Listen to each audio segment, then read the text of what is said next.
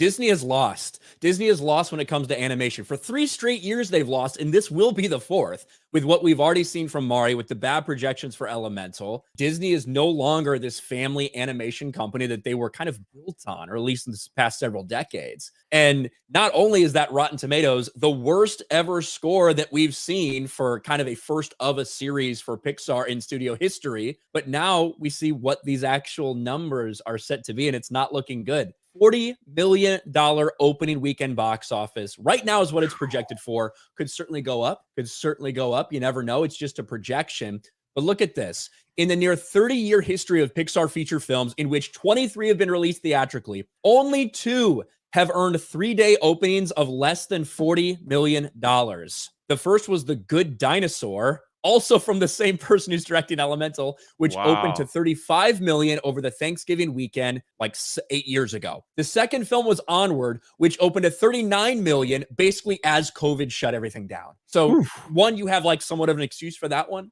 Other than that, it's the second worst all time for Pixar. And that's not even factoring inflation, like all this stuff, right? We're just talking about raw box office numbers. If this happens, this is less than Lightyear. Lightyear only ended up making a little over $220 million worldwide. I don't know if this will tank that hard, but you're looking at another $100 million loss, if not more, for Disney if this tanks the way it's looking. Dude, Pixar used to be the standard.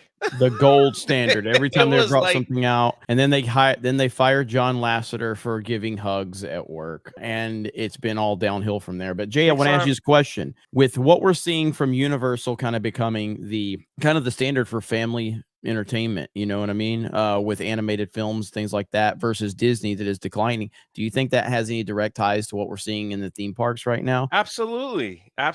People are choosing the other, and they've had enough. And I do think that clip that you showed yesterday of the guy at Bippity Boppity Boo, the guy dressed as a woman who didn't even shave his mustache, could have at least done that. But I think all that stuff is just, people are just, you might not see like the ultimate outrage, but they're just like, let's go over here instead. Universal's about to open a massive Minion kids play area thing, and they're getting ready to advertise that. Then of course there's Epic Universe that's about to open in another year. The crazy thing is that Universal hired a lot of the old Imagineers from Disney of old, and like people of old, to work like at their theme parks and other stuff like that when Disney felt like they were too big to fail. So I know they smell blood in the water big time, and they're just like, they're not relenting. They're pushing forward. The rumors are out there, if they open this Zelda place and the this Harry Potter hotel, that is just, they're being very quiet about that. There's all these whispers about a Harry Potter themed hotel. That thing will,